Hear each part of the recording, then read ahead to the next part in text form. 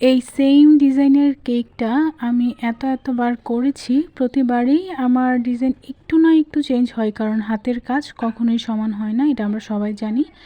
But যখন আমরা একই থিমের একই ক্যাটাগরির কেক করি তখন সেই কেকের প্রতি আমাদের ইন্টারেস্ট কম থাকে, আমরা সেটার ভিডিও বা ছবি খুব একটা করি না। তো এইটা আমি অনেক দিন পর করলাম, এই কেকটা একটা সময় আমি অনেকবার করেছি, তো আজকে ভাবলাম একটু ভিডিও করি। তো এটা একটা টুটারের কেক ছিল, এটা আজকে না, এটা আমি লাস্ট 2 দিন আগে ডেলিভার করেছিলাম। এটা আমার বাসা থেকে এসে নিয়ে গেছিলো, পাখুন্দিয়া থেকে আসছিল এটা নেওয়ার জন্য। তো পাখুন্দিয়া থেকে একটা ভাইয়া অর্ডার করেছিল প্রথমবার, আর এই কেকের রিভিউ আলহামদুলিল্লাহ খুবই ভালো ছিল, তাদের আমার কেকটা খুবই ভালো লেগেছে। তো এটা ছিল 3 পাউন্ডের টোটার একটা কেক।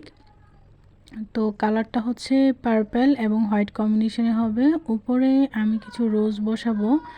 তো এখানে আমি প্রথমত আমি হোয়াইট রোজ করতেছি, আর যেহেতু এটা কোনো ক্রিমে আমি কোনো কালার মিক্সিং করে নেই, তাই মানে কালার মিক্সিং করার পর কিন্তু ক্রিমটা একটু নরম হয়, তখন স্মুথ হয়ে যায়। বাট এটাতে আমি যেহেতু কোনো কালার মিক্সিং করে নিই, আর ক্রিমটাকে আমি খুব ভালো করে বিট করে ফ্রিজিং করেছিলাম, সেজন্য ফ্লাওয়ারটা জাস্ট একটু ফাটা ফাটা দেখা যাচ্ছে, মানে একটু ফাটা ফাটা দেখা যাচ্ছে আর কি। তো যখন আমি এটাতে আবার ক্রিম মিক্সিং করব তখন দেখবেন যে পার্পল কালার ফ্লাওয়ারগুলো আবারও স্মুথ দেখা যাচ্ছে। তো এখন আমি এখানে কিছু চেরি করতেছি। তো অ্যাকচুয়ালি আমি হচ্ছে একটু অলস টাইপের মানুষ, আমি এখানে সেম নজলটা দিয়ে আর সেম পাইপিং ব্যাগ দিয়ে এই কেকটা করব। সেজন্য দেখুন আমি এখানে চেরি ফ্লাওয়ারগুলো আগেই বসিয়ে দিয়েছি।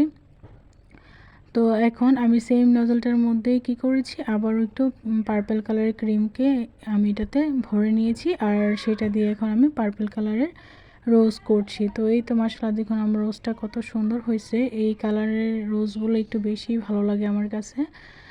তো আপনারা কে কোন জায়গা থেকে আমার ভিডিওগুলো দেখেন অবশ্যই কিন্তু কমেন্ট করবেন, আর আমার ভিডিওগুলো কেমন লাগে সেটাও জানাবেন। আর আপনাদের যদি কোনো কিছু জানার প্রয়োজন হয়, মানে আপনারা অনেকে আমাকে ইনবক্স করেন অনেক প্রবলেম নিয়ে, অনেক কিছু জানতে চান, তো আমি যতটুকু জানি আমি চেষ্টা করি জানানোর। তো আপনারা অবশ্যই একটু কমেন্ট সেকশনে জানাবেন, আমি সময় করে রিপ্লাই করে রাখবো। যদি কোনো প্রবলেম হয়, যদি আমি সমাধান করতে পারি তো অবশ্যই জানাবো।